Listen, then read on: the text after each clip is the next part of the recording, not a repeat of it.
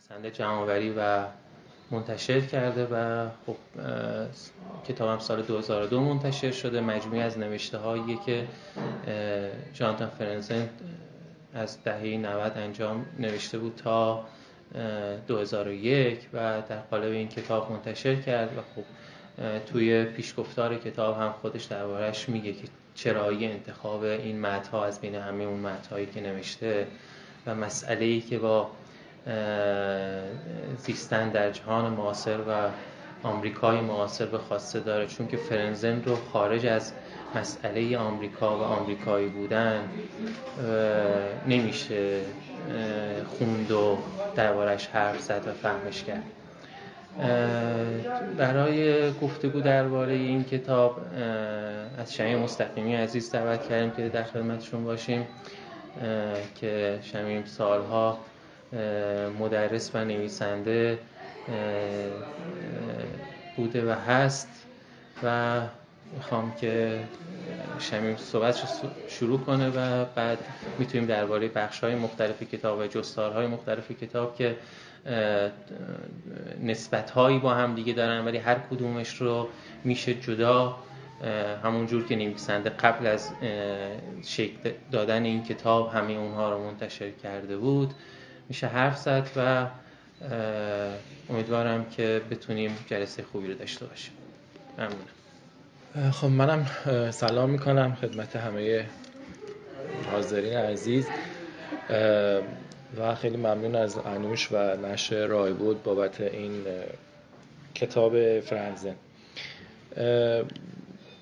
مجموعه‌ای که تا به حال از جستارهای فرنزن در اومده بود که نشر اطراف منتشر کرده بود یه مجموعه پراکنده انتخابی از بعضی از جستارهاش بود. این مجموعه که حالا به انتخاب خود نویسندم هست، اگر بخوایم مثلا فرنزن رو بشناسیم خیلی کمک کننده تره در مقوله جستار نویسیش. من فکر کردم که در این جلسه درباره چه موضوعی گفتگو بکنیم.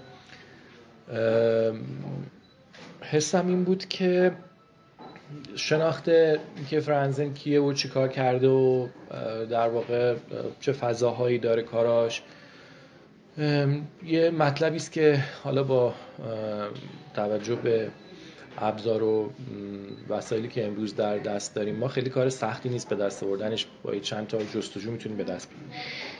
ولی فکر کنم من راجع به یکی از جستارهای این کتاب که رو خود من خیلی تأثیر گذاشت و پیشنهاد بهتون میکنم حتما بخونین.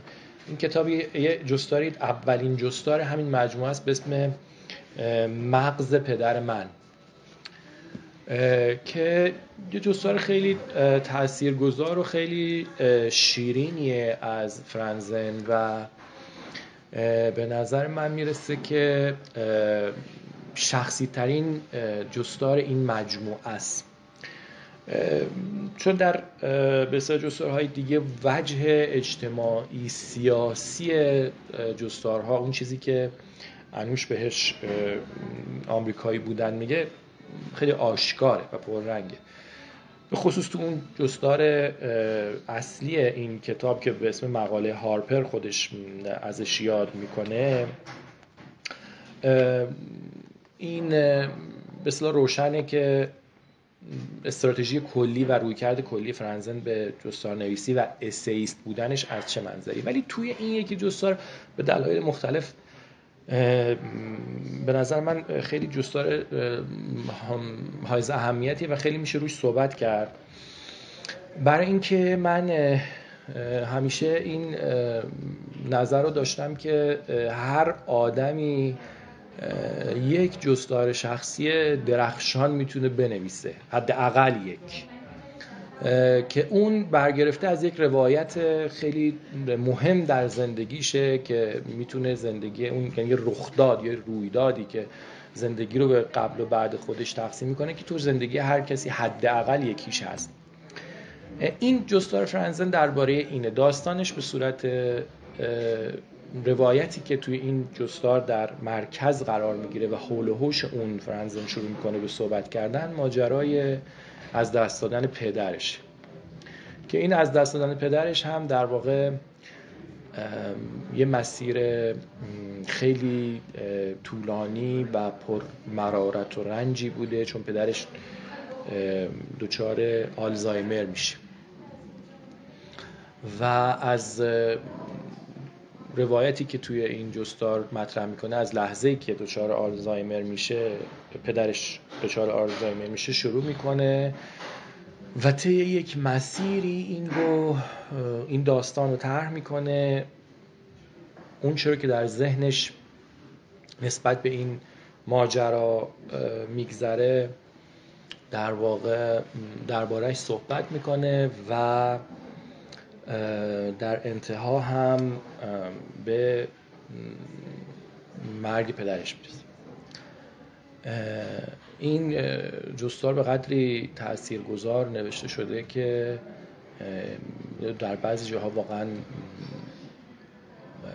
اشک آدم در میاره، در عین حالی که فرانزن اصلاً تلاشی هم نمی‌کنه برای اینکه چیز احساسی بنویسه.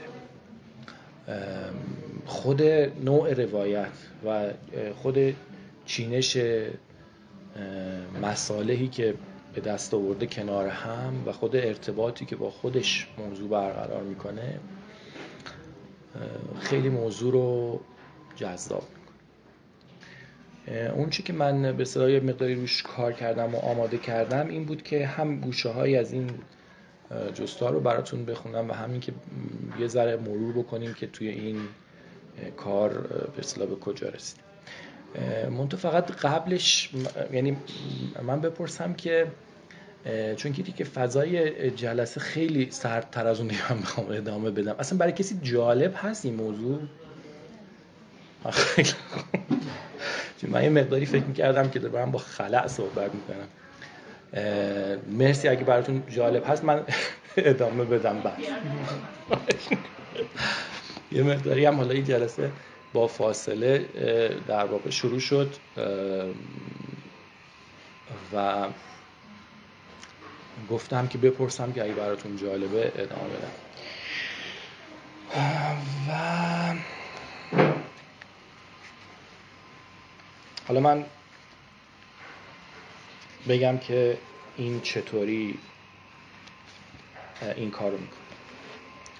وقتی که فرانزن میخواد در واقع از ماجرای مرگ پدرش رو برای ما بگه، چی میگه که این ماجرا رو تبدیل میکنه به یه جستار شخصی خوب؟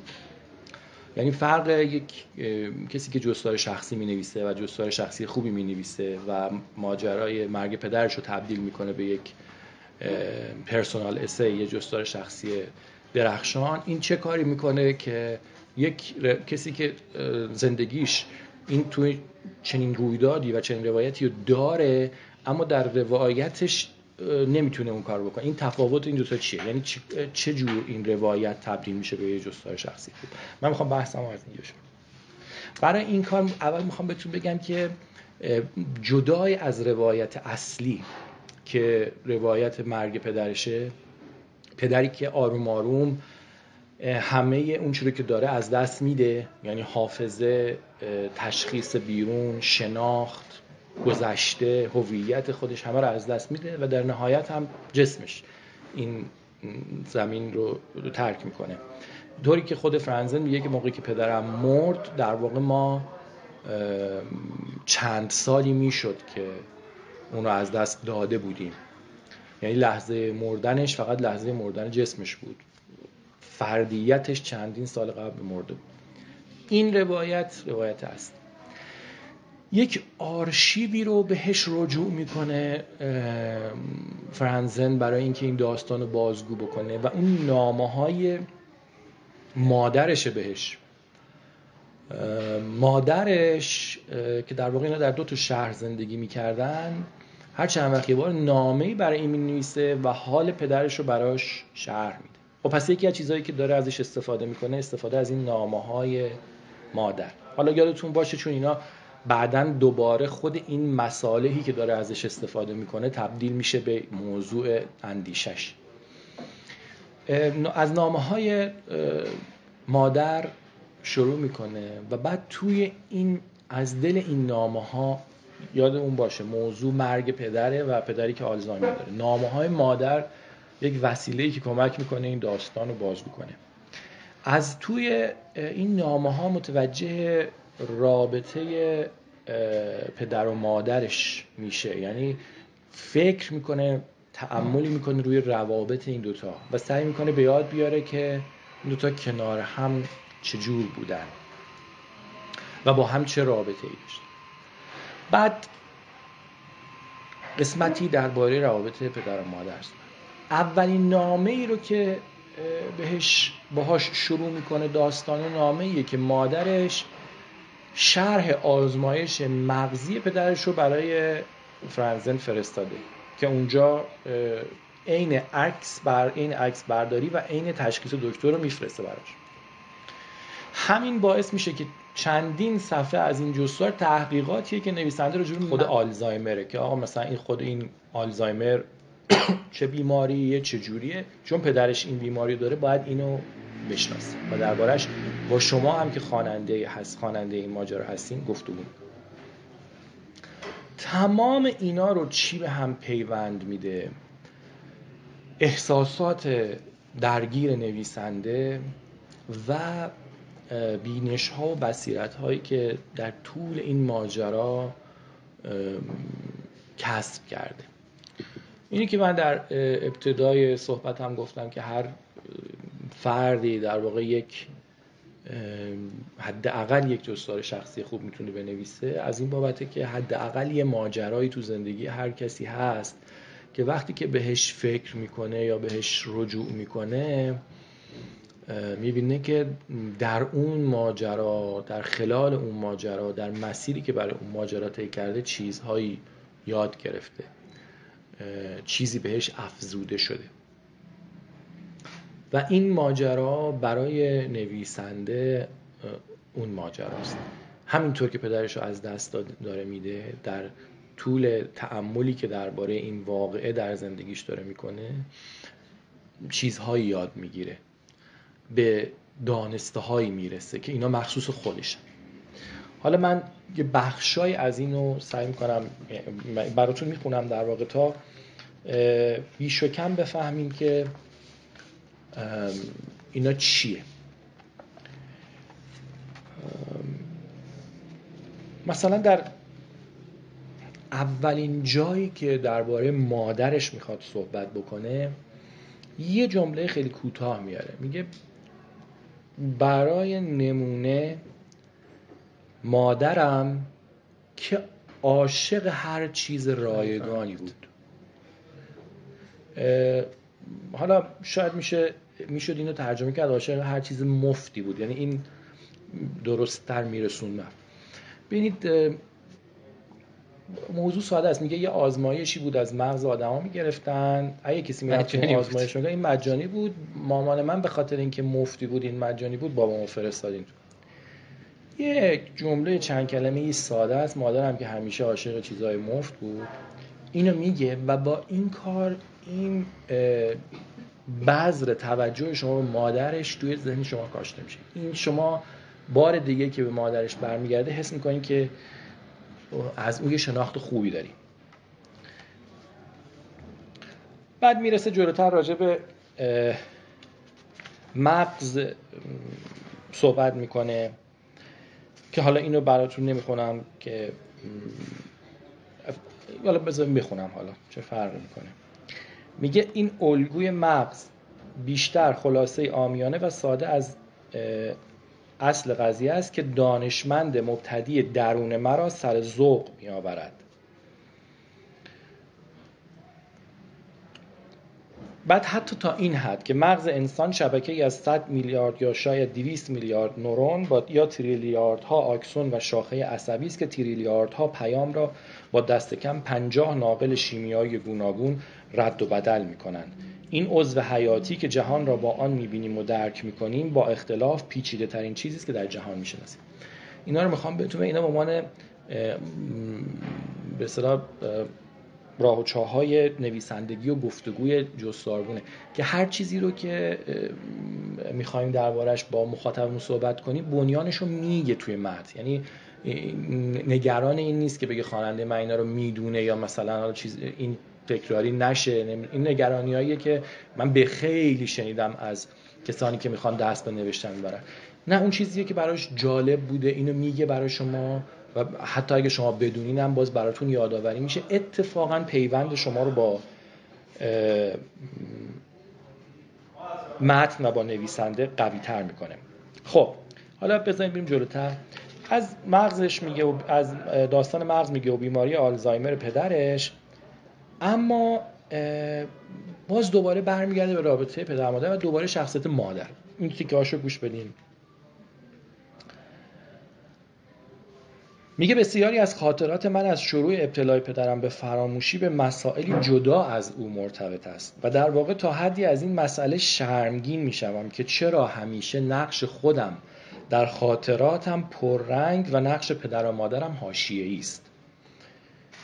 اطلاعات من بیشتر درباره گله‌های مادرم از پدرم است و چون مادرم همیشه خدا گله و شکایت میکرد من هرگز آنها را جدی نگرفتم.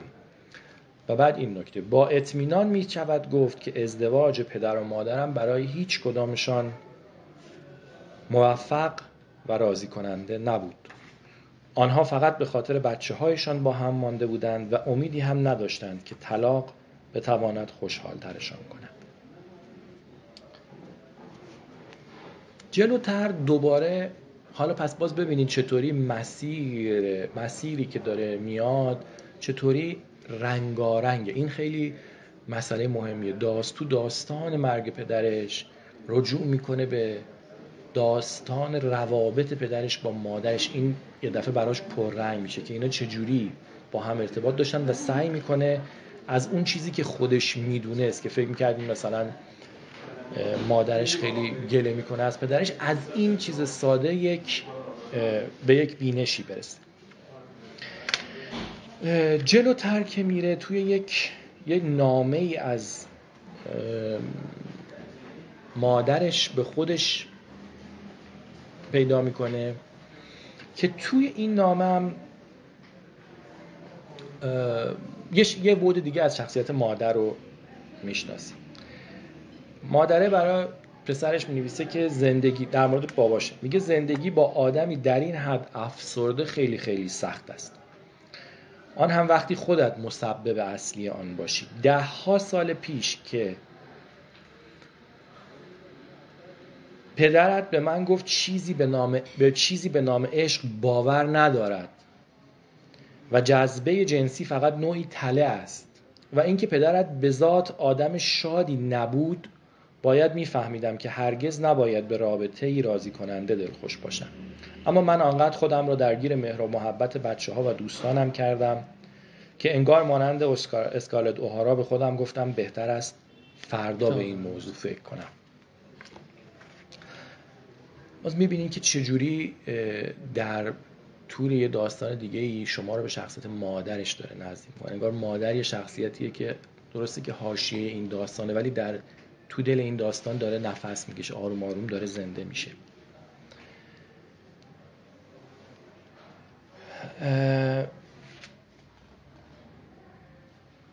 بعد چند صفحه جلوتر داستانی رو از پدرش میخواد نقل کنه در اولین روزهایی که پدرش دچار آلزایمره و دیگه داره چرت و پرت میگه، یعنی وقتی که باهاش مواجه میشه چرند میگه، بی معنی حرف میزنه. این یه موقعی میره و سعی میکنه که از پدرش نگهداری کنه. یه شب کنار پدرش میمونه که مادرش بره استراحت کنه، نگهداری کنه. بابا داره یه چیزایی به این میگه که خیلی بی‌معنیه. لابلاش همچنان از قرقر بودن مادرش شکایت میکنه. از بین همه حرفایی که فرانزن از باباش میشنوه، اظهار نظرش اینه، میگه به نظرم پدر درباره قرقر بودن مادرم بیراه نمیگه. یعنی پدر کلا داره چرند میگه، ولی این تیکه از حرفاش به نظر فرانزن میاد که راجع به قرقر بودن مادرش و میگه این تیکه رو راست میگه. این داستان رو از این جهت نقل میکنه که جلوتر میخواد بگه من انکار میکردم مریضی پدرمو، یعنی هرچی که اون مریض تر میشد ولی من سعی میکردم چیزای با ربطی توی رفتاراش پیدا بکنم. دوباره نامه از مادرش میاره. توی این نامه مادرش میگه که من بعد از اینکه پدره دیگه خیلی حالش بده، میگه که من بیشتر و بیشتر به این درک رسیدم که بهترین ویژگی هر کس باید 1 نگرش مثبت و 2 طنز باشد. کاش بابا هم همینها رو داشت. این تیکه ها از اون تیکه هاییه که یک آدم عادی مثل مادر فرانزن در مقام یک فیلسوف یه دفعه اصلا جلوه میکنه و اونقدر این جمله‌ای که میگه از دل زندگیش داره در میاد که شما بلافاصله اینو باور، یعنی بلافاصله اصلا میقاپینش، انگار که حاصل یک زندگی و به واقع حاصل یک زندگی هم هست. که میگه 2 تا چیزه، یکی نگرش مثبت، یکی طنز، لازمه زندگی ایناست. اینا اتفاقاتیه که توی نوشته هایی که رنگ و بوی جستار شخصی دارن میفته. یا مثلا یه نقد قولی از پدرش داره در مورد روانپزشکی که باز اینم خیلی جالبه. میگه پدرم همیشه به علم روانپزشکی بسیار بدبین بود. او روان درمانی را تجاوز به حریم شخصی میدانست و سلامت روانی را مسئله مربوط به خود و پیشنهادهای تند و تیز مادرم را که روز به روز بیشتر میشد و مدام به او میگفت باید با کسی درباره آن حرف بزند، رفتارهای خشونت‌آمیز مینامید. حرفهایی که به نظرش به نارنجک‌های کوچکی از جنس اتهام شباهت داشت و عامل اصلی آن نارضایتی از ازدواجشان بود. همین که خودش با پای خودش به روانپزشک مراجعه کرد نشان میداد چقدر از آن وضعیت خسته و درمانده شد.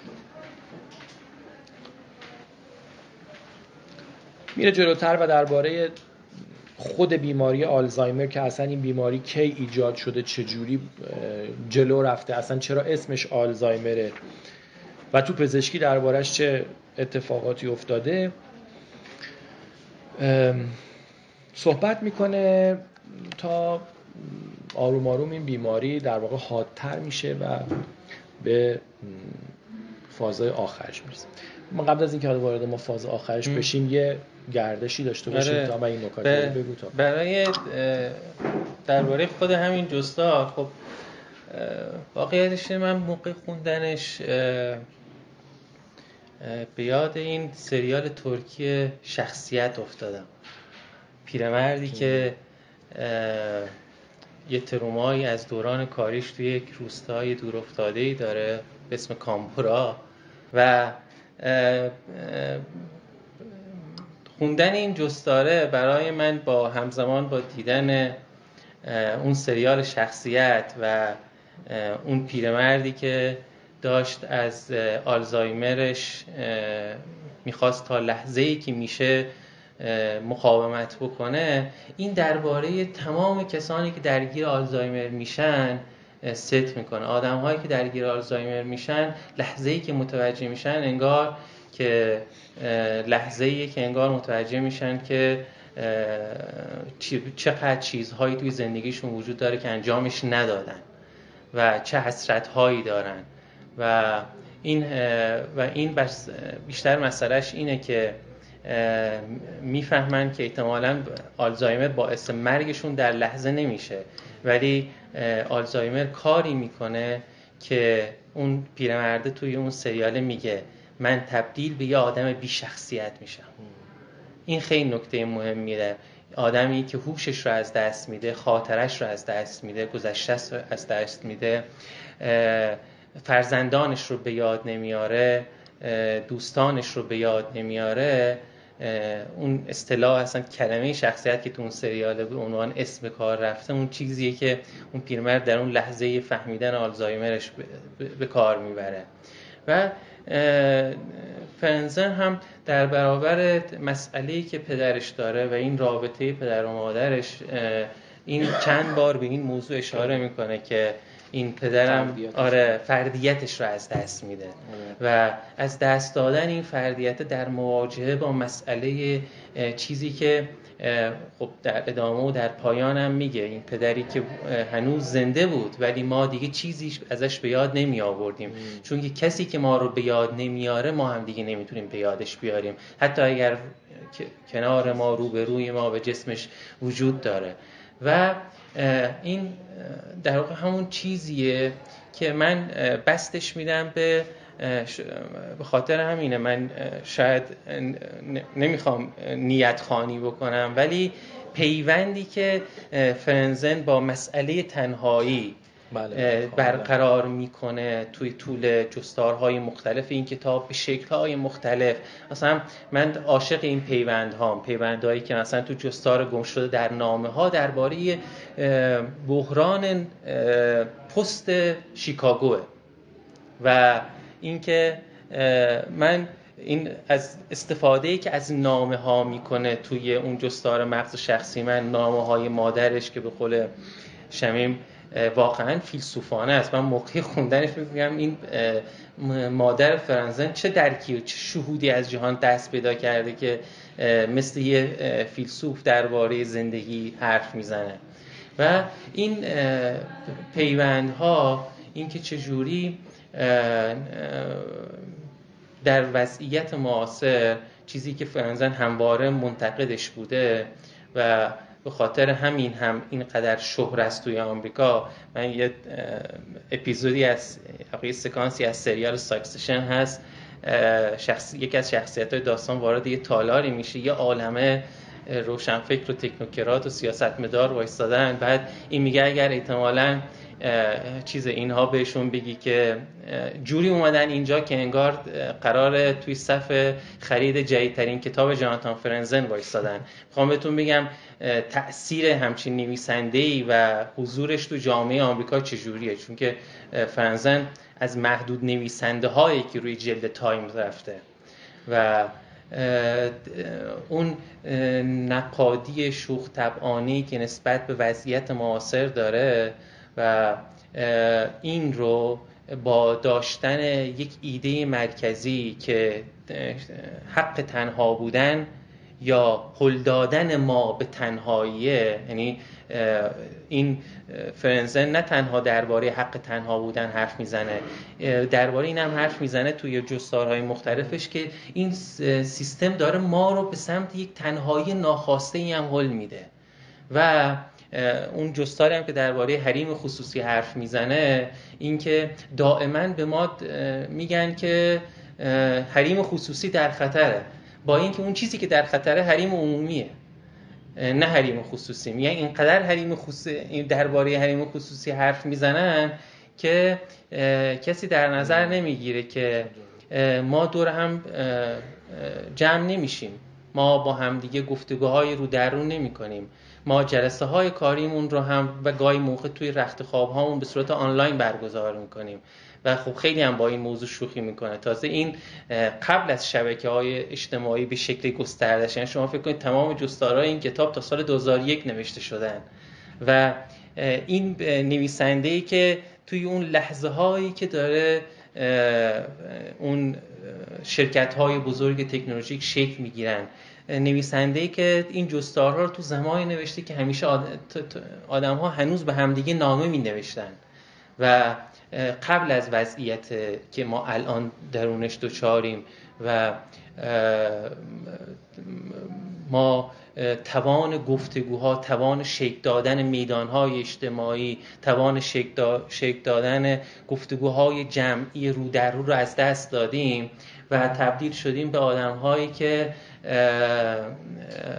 وقتی توی یک جمعی میری باید احتمالاً در واقع خواهش بکنی، التماس بکنی که لطفاً بذارید با هم دیگه حرف بزنیم به جای اینکه تلویزیونتون روشن باشه و یا شروع بکنیم به چت کردن با دیگرانی که اینجا حضور ندارن. یه بار به یکی میگفتم که تو اینجا پیش من نشستی و به جای اینکه با من حرف بزنی چند برابرش رو تو گوشی داری با دیگران حرف میزنی. و این فرنزن لحظه روی این دست میذاره که هنوز این اتفاقا نیفتاده بود و اینش به نظر من خیلی جذابه. یعنی اون ذات پیش بینی کنندش. و جالبه که خب نویسنده‌ای که این هم که تحویل گرفته شده به همین اندازه هم تنفرانگیز بوده. یکی از لذت‌های مواجهه شاید با نویسنده‌های نظیر فرنزن هم همینه، اینه که من خودم برام یکی از معیارهای ارزیابی اینه که نویسنده‌های خوب اونهایی هستند که به همون اندازه‌ای که دوستانی دارن دشمنانی هم دارن و چون که واقعیتش اینه که چون که تعداد احمق‌ها خیلی زیاده، آدم‌ها نمیتونن همواره، یعنی یک نویسنده بزرگ به هیچ وجه نمیتونه دوستان زیاد و دشمنان کمی داشته باشه. و خب میخوام که شمیم ادامه بده، بعد من درباره مقاله هارپر هم حرف میزنیم. آره خیلی.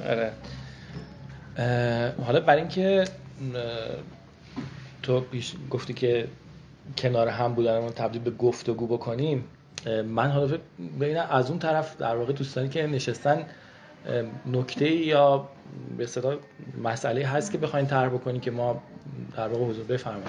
از چیزایی که توی این کتاب برای من خیلی جالب بود، نگاهی که فرنزن از اون جامعه امریکا و اون استفاده که از مدیا تو همه زمینه‌ها داره می‌کنه. حالا یه بخشی از این کتاب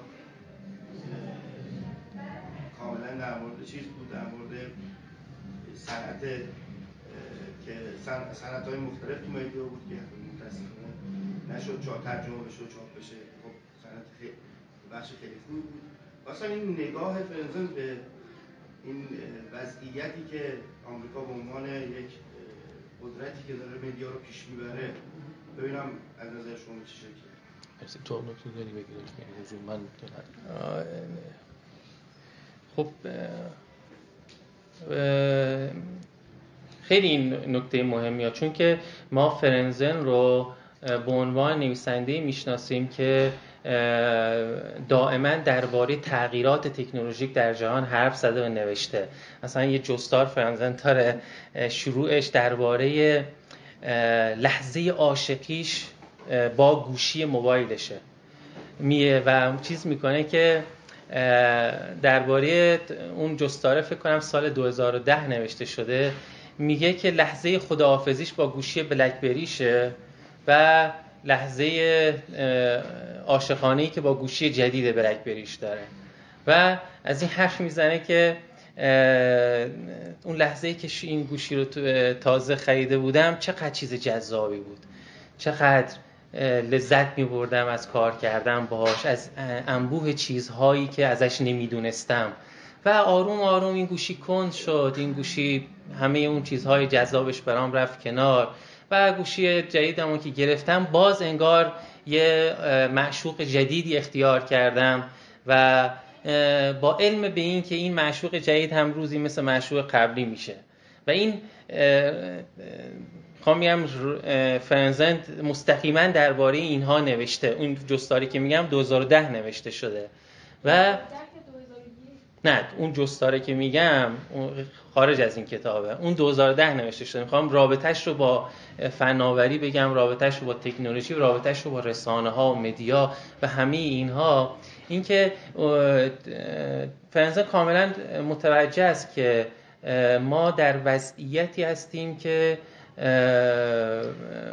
خودش میگه که خیلی برام جالب بود یه جستاری توی سال 2001 که توی اون جستار داره درباره همون که گفتم جلسه های کاری که توی رخت خواب شکل میگیره. ما دیگه امروز متوجهیم که توی سرتاسر دنیا شرکت های بزرگ فناوری 80% کارمنداشون دارن تو خونه هاشون و پشت میزاشون و توی رخت خوابشون دارن جلسه کاری برگزار میکنن و این سال 2001 برای ما توی ایران چیز عجیب و غریبی بوده. فرنزن درکش کرده و این مواجهه رو با فناوری و مدیا داشته و خودش لحظه های مختلفی توی نوشته هاش وقتی که برمیگرده بهشون، مثل وقتی که به مقاله هارپر برمیگرده توی همین کتاب، میگه انگار من زیادی عصبانی بودم از این وضعیت.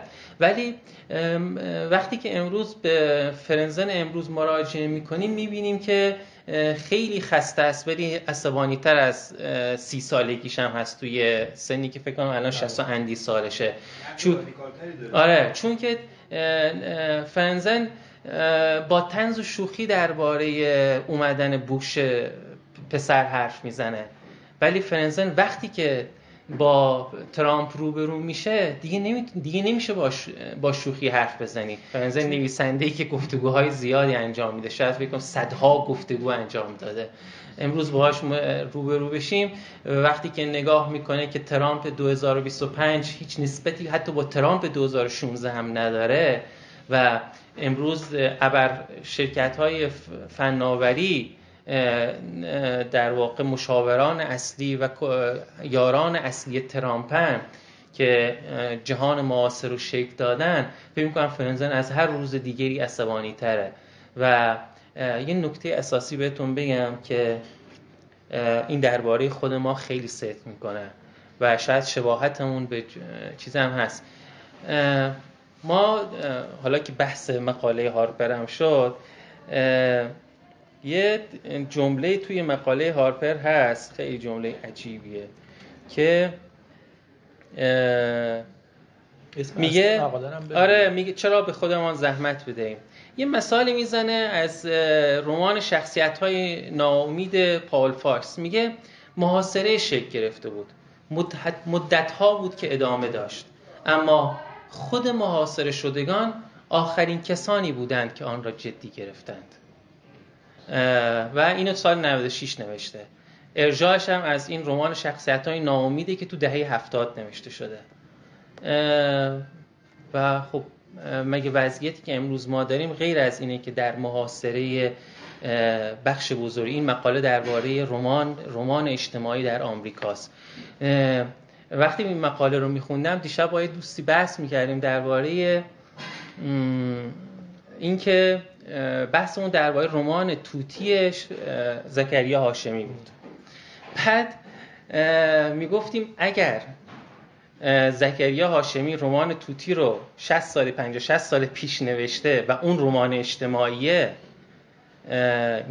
احتمالاً امروز 90% از تمام نویسندگانی که تو همین کتاب فروشی، نویسندگان فارسی زبانی که تو همین کتاب فروشی کتاباشون رو می‌بینی، احتمالاً رمان نویس محسوب نمیشه از منظر فرنزن، به خاطر اینکه هیچ نسبتی با رمانی مثل توتی ندارن و با هر گونه رمان جدی که یک مسئله‌ای با جهان پیرامونش دارن ندارن و شما یک نسبتی با این رمان‌ها با واقعیت نمی‌بینی. الان داشتیم با شمیم درباره کسانی که جشنواره فیلم و فجر شرکت می‌کنن داشتیم می‌گفتیم که یه زمانی فیلم‌های ایرانی نسبتی با، یعنی اگر محیط خونه‌ها تو فیلم‌های ایرانی نسبتی با محیط خونه‌های ما نداشت، امروز خیابون‌های فیلم‌های ایرانی هم نسبتی با این خیابونی که بیرونه نداره. یعنی در این سطح دچار انقطاع شدیم. ما مردمی میرن فیلم‌هایی رو میبینن که حتی یک لحظه شبیه به زندگی خودشون نیست در هیچ بخشیش. کتاب رمان‌هایی رو میخونن که هیچ بخشی شبیه به زندگی خودشون نیست. فرنزن اینو درباره آمریکا داره حرف میزنه، میگه که رمان آمریکایی داره نسبتش رو با زندگی ما از دست میده. دقیقاً این نکته است. اگر یک نویسنده ایرانی، یه آدمی که توتی زکریا هاشمی رو خونده باشه، امروز بخواد درباره داستان ایرانی حرف بزنه، احساس میکنه که 60 سال این جامعه در خلأ بوده. و این وضعیت محاصره شدنی که ازش حرف میزنه همون وضعیتی که ما هم امروز دچارشیم. یه دوستی میگفت که رفتم توی صفحه فیلیپ تسه، یکی از مهمترین منتقدای کایدو سینما که دانش آموخته‌های سینما تو سرتاسر جهان به نوشته‌های اون مراجعه میکنه. رفتم صفحه اینستاگرامش رو دیدم 400 تا فالوور داشت. ما امروز اگر نویسنده ایرانی 400 تا فالوور داشته باشه تو اینستاگرام تقویهش میکنیم. ما دچار مشکلیم، نه فیلیپ تسه. مردم دانش آموختگان سینما تو سرتاسر جهان اگر بخوان درباره سینما بخونن نمیرن مراجعه بکنن به صفحه اینستاگرام فیلیپ تسه، مراجعه میکنن به کتاباش، به مقاله هاش. ما تبدیل شدیم به کسانی که به اینستاگرام نویسنده ها مراجعه میکنیم و نویسنده هایی که به جای اینکه شروع بکنن به نوشتن متن‌های جدی و مهم به فکر کردن، دائما در اینستاگرام در حال پست گذاشتنن، پست و استوری میذارن. و این وضعیت ماست. شما هیچ نویسنده بزرگی در سرتاسر جهان نمیشناسید که در شبکه‌های مجازی در حال فعالیت آنچنانی باشه. حتی پرفروش‌ترین نویسنده‌های دنیا هم این کارا رو نمی‌کنن. ولی ما دوچارشیم. و فرنزن مثال میزنه از ملویل که چجوری این نویسنده بدون هیچ هیاهویی زمانی که موبی دیک نوشته بود در قبضهاش مونده بود، در خورد و خوراک زندگی روزانه خانواده‌اش مونده بود. و میگه درسته که امروز نویسنده ها در این وضعیت نیستن، ولی ما اینو در نظر بگیریم اگر ملویل به مد روز عمل نمی کرد موبی دیکی خلق نمی شد. اما مسئله ادبیات اینه اگر نویسنده امروز تمام وقتش رو در اینستاگرام میگذرونه، میشه با ارجاع به فرنزن و نسبتی که با رمان نویس‌های بزرگی که ازشون حرف میزنه که عمومشون آدم‌هایی که حتی حاضر به مصاحبه نمیشن، از ده‌ها نویسنده حرف میزنه که حتی یک مصاحبه ازشون وجود نداره، چه برسه که بخوان توی جایی باشن. ولی اونها آثار بزرگ تاریخ ادبیات رو شکل دادن، اونها معلمان ما بودن و هستن، نه نویسنده هایی که امروز تمام وقتشون تو اینستاگرام میگذره به هیچ چیز خلق نمی‌کنن. اون نسبت با مدیا رو فکر کنم اینجا میشه فهمید. ممنونم. بله خواهش می‌کنم. در مورد رسانه‌های آزاد نمی‌خوام صحبت کنیم. من در مورد سینما ایران یه نقد کوچیک به صحبت شما می‌خوام وارد کنم در خصوص ممیزی‌ها و مجوزهایی که برای ساختن هر فیلمی باید بگیره هر فیلمی که ساخته شه و من فکر نمی‌کنم راحت بتونیم در مورد وضعیت موجودی که روی زندگی می‌کنیم صحبت کنیم، فیلم بسازیم و رمان بنویسیم و این منتشر شه و پخش بشه، مخصوصا تو جشنواره مثل جشنواره فیلم فجر. این نکته ریز رو مثلا فقط اینجا بگم که ما شاید نتونیم از کتاب‌ها ممیزی داره که اصلا شاید نمیشه ساخت. بله ممیزی حرف درستی، یعنی توجه خیلی درستیه بحث ممیزی. حالا در ادامه بحثی که مطرح شد و سوالی که علی جان مطرح کرد و مسائلی که انوش گفت، یه سمت مثبت ماجرا رو به نظر خودم بگم. ببین علت این که در واقع من از همه جستارهایی که فرنزن نوشته اینجا پس به نظر میاد یه سری خوندنی کتابو مثلا شما خوندین. آره آخه چون تاریخ 2001 و 2010 کتاب قبلا ببین یه جستار تنها، یعنی شخصی ترین جستارش همینی که من درباره صحبت کردم راجع به پدرش. بقیه جستارها یه بچه اجتماعی اینا داره در فضای همونطور که حالا تو بحث انوشم بود شما می اشاره کردین مثلا به دلایل، مثلا دلیل ممیزی یکیش در فضای رسمی ما مواجه با تو همه حوزه ها در فضای رسمی چیزی که هست یک وضعیت واقعا خنده نمیشه، حالا واقعا نمیدونم چجور میشه اسمشو بذارم، واقعا گروتسکه، یک جوری در واقع اوضاع بی ربطه که واقعا خنده‌دار میشه. ولی در فضای غیر رسمی اصلا اینطوری نیست. یعنی من به عنوان کسی که الان 10 سال حداقل که مدام دارم نوشته و کار میخونم از آدمایی که نویسنده نیستن، یعنی به صورت رسمی آفیشیالی نویسنده نیستن، معتقدم که به خصوص در عرصه جستار شخصی در ایران نوشته هایی داره ایجاد میشه که پیوند عمیق با واقعیت داره. این پیوند خیلی وقتا نقادانه است و حاوی، یعنی نوشته هایی طوری میشه که حاوی اون چیزی که بهش میگم اینسایت ویزدم، یه چیز در واقع یک بینش اگه بشه اسمشو گذاشت. منتها این اتفاقا در فضای غیر رسمی ما داره میفته. ورود این فضا به فضای رسمی به دلایلی شدنی نیست. یعنی یکی از بخشاش اینه که تو این فضا غیر رسمی از همه چیز صحبت میشه. ببین ما حتی درباره تاریخ، یعنی تاریخ یک کشور، تاریخ یک موضوعی، این جمله کدوم مورخ بود درست یادم نیست، ولی جملهش اینه، میگه حتی تاریخ یک کشوری میتونه تاریخ داشته باشه که کشور آزادی باشه.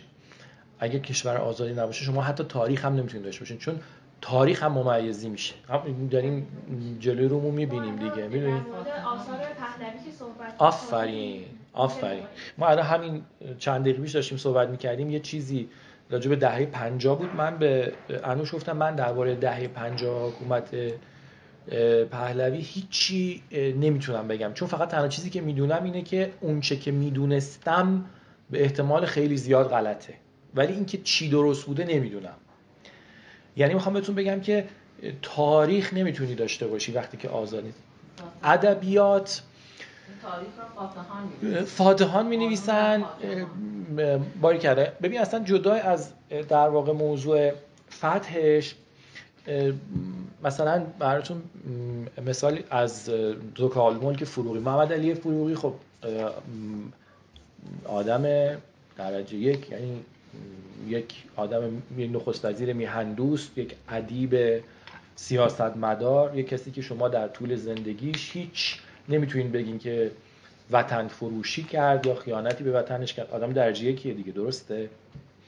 خب فروغی در موقعی که حالا مغضوب به رضا شاه شده بود و خونه نشسته بود و شروع آورد به تصحیح متون ادبی، مثلا کلیات سعدی رو تصحیح کرد. این کاری که فروغی تو کلیات سعدی کرد این بود که کل هجویات سعدی و حرفایی از سعدی که به نظرش زشت بود و حذف کرد. مسئله‌ای که توی این جستار اول این کتاب چگونگی تنها بودن به نظر من مهم بود که در تمام اون جستارهای دیگه هم بهش میپردازه و یه در واقع من اگه بخوام یه اشاره‌ای هم بکنم به سوالی که آقای گنابادی عزیز پرسید، ببینید مسئله فرانزن فردیت اینه که خب الان در این شلوغ پلوغی دنیای امروز، دنیای رسانه، دنیایی که مدیا توش داره شلوغ میکنه. یعنی شلوغ میکنه یعنی که شما مثلا یه دفعه به خودتون میاد میبینین که مثلا یه ساعت اینستاگرام، یعنی کلا وقت الان اینجوری میذاره، یا اینجوریه یا اینجوریه. آره دیگه، ها یا صفحات رو اینجوری میزنیم یا اینجوری میزنیم. وقت ما با این انگشت میبینیم.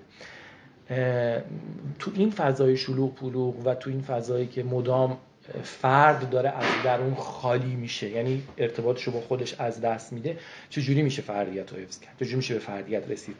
و خب نوشتن اساسا، یعنی کنش نوشتن خودش یک جور یادآوریه. من به نظرم خیلی تیزهوشانه این کتابو با نوشته درباره آلزایمر، درباره فراموشی، درباره از دست رفتن فردیت و درباره این پرسش که اصلا اون فردیت چیه و اصل چیه که به اون فردیت چه میده، این کنجکاوی در این مسئله است. و به نظر من به جوابی که ناخودآگاه بهش میرسه همین مسئله رابطه دو طرفه، مسئله توجه کردن به دیگریه، اینجا مادر و پدرش، مسئله یاداوریه، مسئله در کنارش بودن، باهاش حرف زدن و این پرسش که جسمش چقدر مهمه، ذهنش چقدر مهمه، روحش چقدر مهمه، گذشتهش چقدر مهمه. درباره همه اینها درست انگار که شما اون فردیت خودتون رو، یعنی فردیتش رو سوژه در رابطه با یک فرد دیگه و وقتی که به اون اصالت میده پیدا میکنه.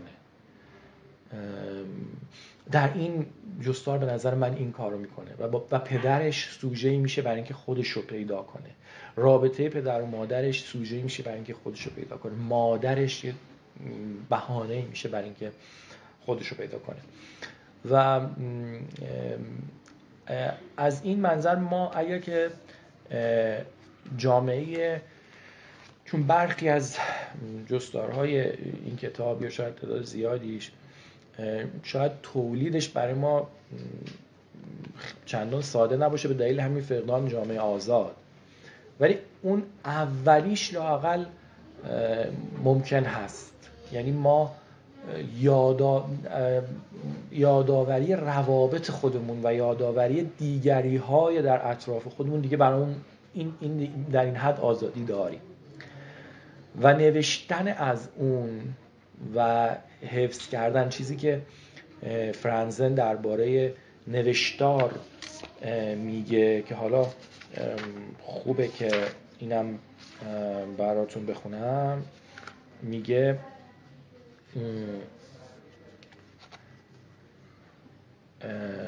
یه اشاره‌ای هم به امروز داره، اینو نگاه کنید جالبه. میگه افلاطون در فایدروس نوشتار را مأمن خاطرات مینامد، جای امن برای خاطرات، که به نظرم بسیار دقیق است، زیرا بدون آن نامه‌ها، منظورم نامه‌هایی که منظورش نامه‌های مادرشه که بهتون گفتم، من هرگز نمیتوانستم تصویر درستی از پدرم داشته باشم. اما وقتی افلاطون از افول سنت شفاهی و تحلیل حافظه میگوید که نوشتار باعث تقویتش میشود، قدرت و اعتبار نوشتار حتی مرا تکان میدهد، منی که در انتهای عصر کلام نوشتاری قرار دارم. یعنی به نظر میرسه دیگه در پایان عصری هستیم که نوشتار توش میتونه اهمیت داشته باشه. مادرم، حالا نگاه کنید، میگه که چنان که مادرم در جمله‌ای مثل پدرت به تفریح و سرگرمی نیاز دارد. این جمله رو مادرش توی نامه‌ای براش نوشته، پدرت به تفریح و سرگرمی نیاز دارد. میگه مادرم در این جمله برای من از ساعتها فیلم و مجموعه بزرگی از عکس‌ها زنده تر است. وقتی که به این جمله مادرش تو اون نامه‌ها نگاه می‌کنه. آره بعد از این یه مقداری هم راجع به این ماجرای پایان عصر نوشتار که گفتم صحبت می‌کنم. بنابراین این به نظرم این لااقل اون چیزی که منو سر شوق میاره از این جستار اول، یکیش همینه که برای ما در وضعیتی که داریم سرمشق قابل تکراریه، سرمشقی که میشه بهش رسید، چون اگر به اون جستارهای دیگه سخت میشه رسید دلیل جامعه‌ای که فعلا داریم و چیزایی که دوچارش هست. مثلا اون چیزی که شما بهش میگین ممیزی، که حالا ببین ممیزی به اصطلاح دولتی یا حکومتی یه بخشش، ممیزی فضای روشنفکری یه بخشش، ممیزی سنت همه اون چیزی که دست و بالمون رو میبنده به اصطلاح. البته فقط یک حکومتیه که به مشکل برمیخوره. ببین نه دیگه، خود چیزی که فقط هیت میگیره. بله درسته، حرفتون تا حدودی درسته، ولی اینقدر الان وضعیت ممیزی حاکمیتی ما خرابه که اصلا واقعا انصاف نیست که از اون بخش‌های دیگه صحبت کنیم، فقط در به عنوان که گفتگو باشه.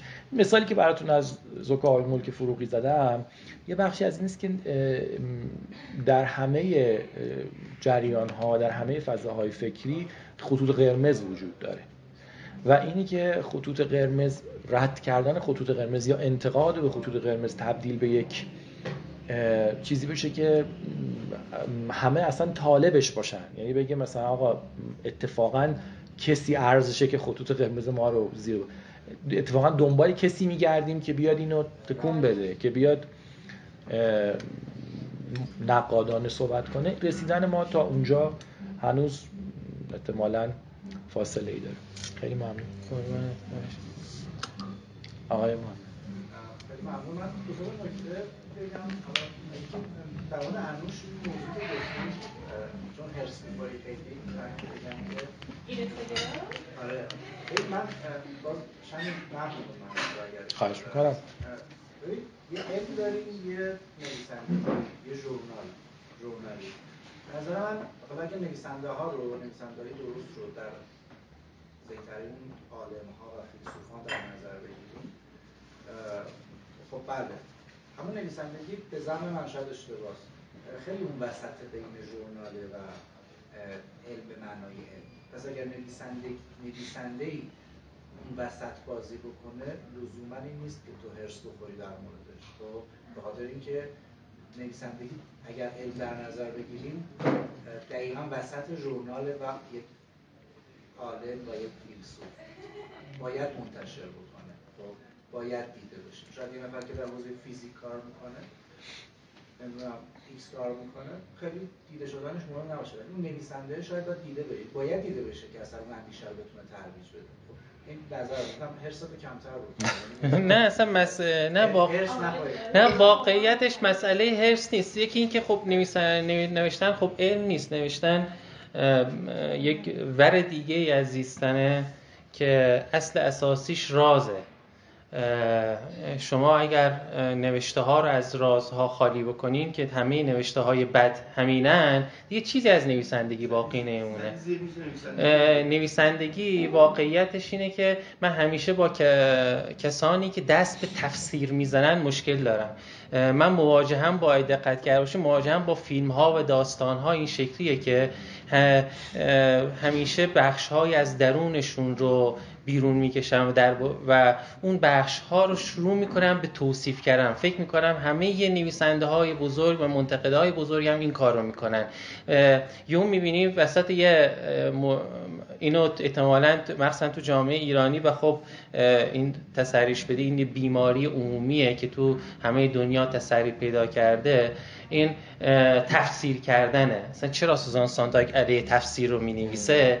این که یه نفر بهش گفتی درباره فلان کتاب بیاد یه جایی بشینه حرفی بزنه یا درباره فلان کتاب یا فلان فیلم چیزی بنویسه،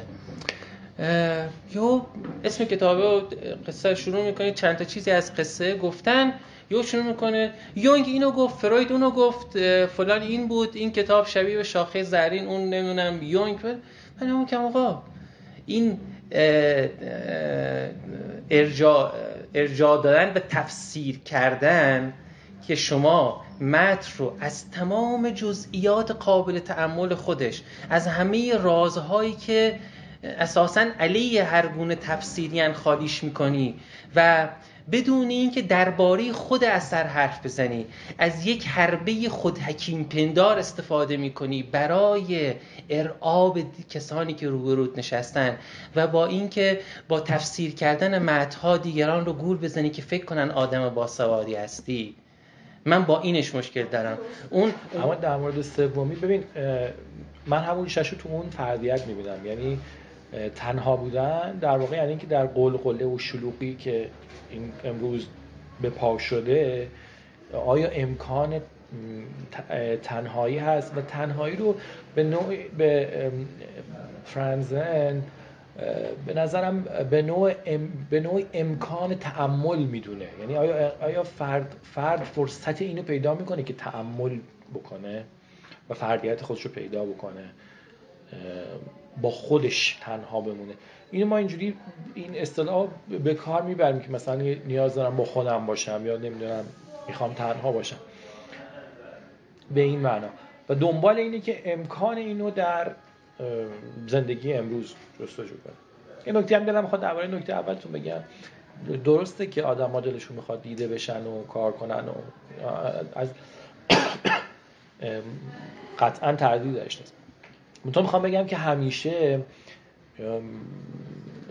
در واقع میشه راه‌های دیگه هم پیدا کرد. مثلا ناصر تقوایی یه کلیپی ازش منتشر حتما دیدین، اونجا میگه که این سینما اون چیزی که ما دنبالش بودیم نیست، و بعد میگه من انتخابم اینه که با فیلم نساختن این سینما رو نابود کنم.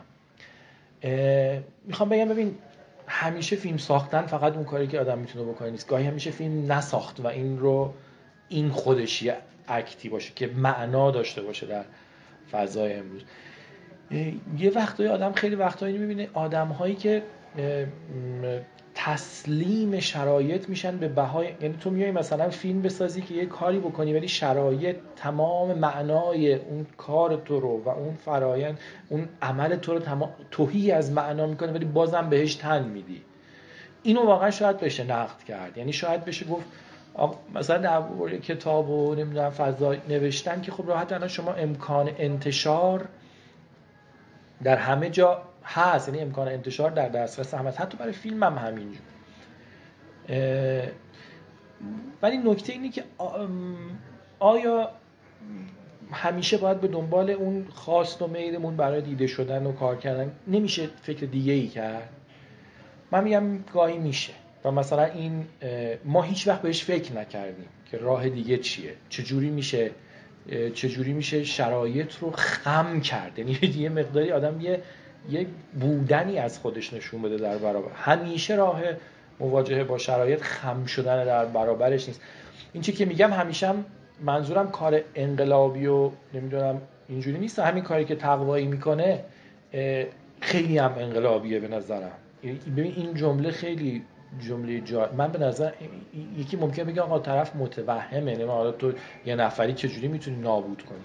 به نظر من اینجور نیست، ولی اینی که میگه من انتخابم این چیزی که ما می‌خواستیم نیست، من انتخابم اینه که این به اون چیزی که این هست الان دیگه قدرت ندم، دیگه بهش مشروعیت ندم با حذف خودم.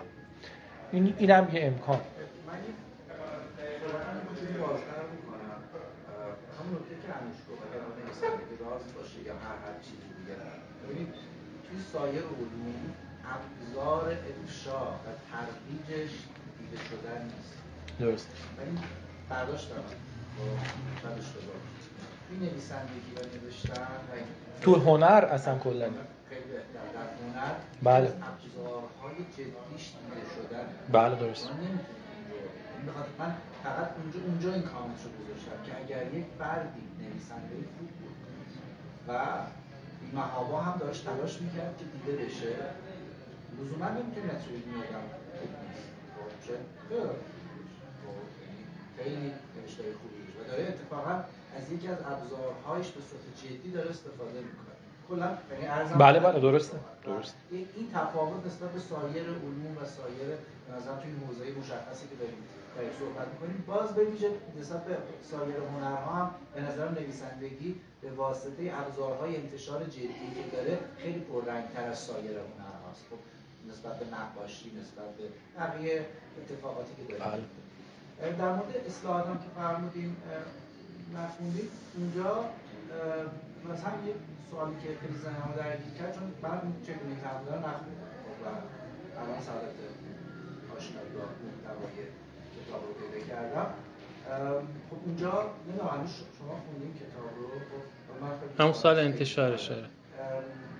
خیلی قرابت دیدم. یعنی یه سری جاهایی، یه سری اتفاقهایی بود که شما توضیح دادید و این برام جالب بود که کدوم یکی هم میتونه اثر گذاشته باشه.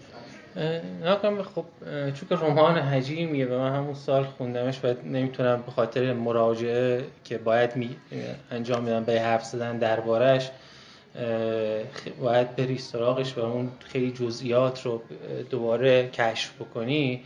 ولی خب یه نکته درباره اون رمان بگم، توی کارنامه فرنزن هم یه رمان خاص محسوب میشه و میشه بیرونش کشید، جداش کرد. دو نکته وجود داره: فاصله جنگ خلیج فارس و حمله به سازمان تجارت جهانی و برج‌های دوقلو اینها، این آمریکایی که تو این فاصله شکل گرفت و بحرانی که توی جامعه آمریکا وجود داشت و به خاصه اینی که آمریکایی که از جنگ سرد هم عبور کرده بود، فروپاشی شوروی اتفاق افتاده بود و فوکویاما اعلام کرده بود که لیبرال دموکراسی برای ابدیت پیروز شده. و فکر میکنم رمان اصلاحات و هر متن دیگه از فرنزن رو میشه در وضعیت آمریکای معاصر خوانش کرد. یعنی ما اون چیزی هم که همون موقع در مواجهه باش داشتم این که این رمان رو به هیچ وجه نمیتونیم مثلا یه رمانی از داستایوفسکی بخونیم. به شکل عجیب و غریبی نویسنده به جغرافیاش متصله، به اقتصاد سیاسیش متصله، به وضعیتش متصله و وقتی هم که متن‌های درون اینو میخونیم میبینیم که اصلا یه جستار کوچولویی داره درباره مراسم تحلیف جورج بوشه که اصلا توی اون مراسم تحلیف اصلا اون چیزی که داره میگم تو مراسم، ولی اینها داره درباره یه گروهی حرف میزنه که همون مراسم تحلیف دارن یه کار دیگه‌ای میکنن. همین طنز خودش خیلی جذابه. روز مراسم تحلیف این داره یه جستایی در نوشته که اسمش هم همون مراسم تحلیفه، ولی اون اتفاقی داره شرح میده هیچ ربطی به مراسم تحلیفه در واقع نداره، اونجا اتفاق نمیفته و شاید اون تنها بودنه رو بشه اینجا فهمش کرد که عده‌ای برای بوش پسر دارن سر و دست میشکنن با اینکه تجربه بوش پدر رو از سر گذروندن و اینکه این جامعه چجوری این مسیر رو چجوری طی کرده. جالب فرانزن تو همین کتاب میگم این هوشمندی انتخاب اینها کنار هم بیه تو اون جستار تخت خواب سلطنتی فکر کنم درباره ماجرای مونیکا لوینسکی و بیل کلینتون حرف میزنه. یادتون باشه حتی کتابش تو ایران منتشر شد. یعنی من سال فکر کنم 79-80 یک کتابی توی ویترین کتاب فروشی‌ها بود با عکس بزرگ مونیکا لوینسکی، کسی که بیل کلینتون باهاش خوابیده بود. بعد توی اون کتاب جزئیاتی از همین گزارش استار که توی این جستار ازش حرف میزنه که اون گزارش مفصلیه درباره تمام شنود گفتگوها، رفتارها و اعترافات مونیکا لوینسکی، درباره جزئیات رابطه جنسی اینها با هم دیگه. و فرانزن میگه موقع خوندن این گزارش احساس میکردم داره یکی به من تعرض میکنه. چرا من موقع صبحونه خوردنم باید گزارشی از رابطه جنسی رئیس جمهور با منشیش بخونم؟ و این گذری که در واقع این جامعه از ماجرای رسوایی جنسی رئیس جمهوری عبور میکنه و میرسه به بوش پسری که قرار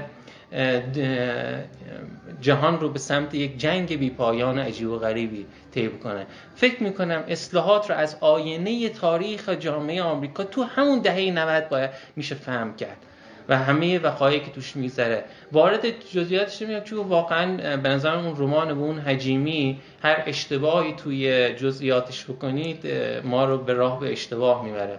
فقط یه نکته دیگه درباره مسئله هم که شنیدیم درباره همون سانسور و اینها که گفتین و چقدر خاطره درخشانه، چون من همیشه این از ناصر تقوایی ذهنمه اون لحظه‌ای که تو برنامه هفت اون اینو بردن جلوش، پاشو میکوبید رو زمین، این پیرمرد میگفت من رو زمین یخ پا نمیذارم، من رو زمین سفت وای میسم، نمیخوام این سینما را.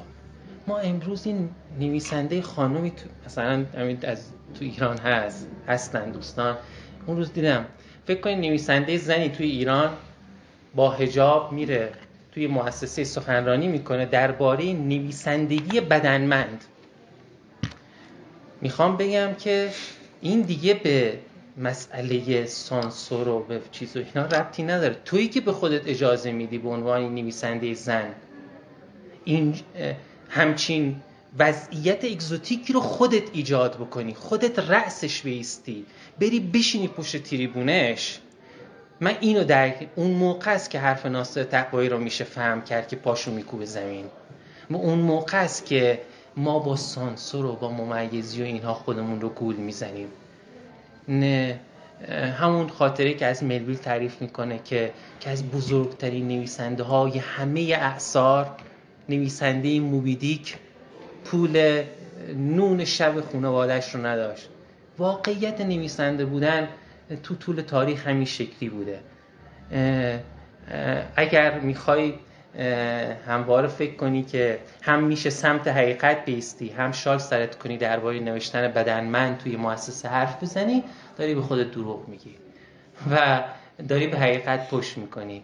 و به قول واسلاو هاول تو اون قدرت بی قدرتان از زیستن زیر آسمان دروغ حرف میزنه در یه رژیم، در اون رژیمی که زندگی میکنه. رجوع بکنیم به ساده ها خود هاول بودن. شاید به مدت 3 دهه همه آثار هاول به تعداد 30 40 50 نسخه زیرزمینی تکثیر میشد و دست به دست میگشت، چون که نمیتونست منتشر بشه. ولی هاول اجازه به خودش نمیداد که تبدیل بشه به نویسنده‌ای که زیر آسمان دروغ زندگی بکنه و بنویسه. پس با این چیزها نمیتونیم خودمون رو گول بزنیم.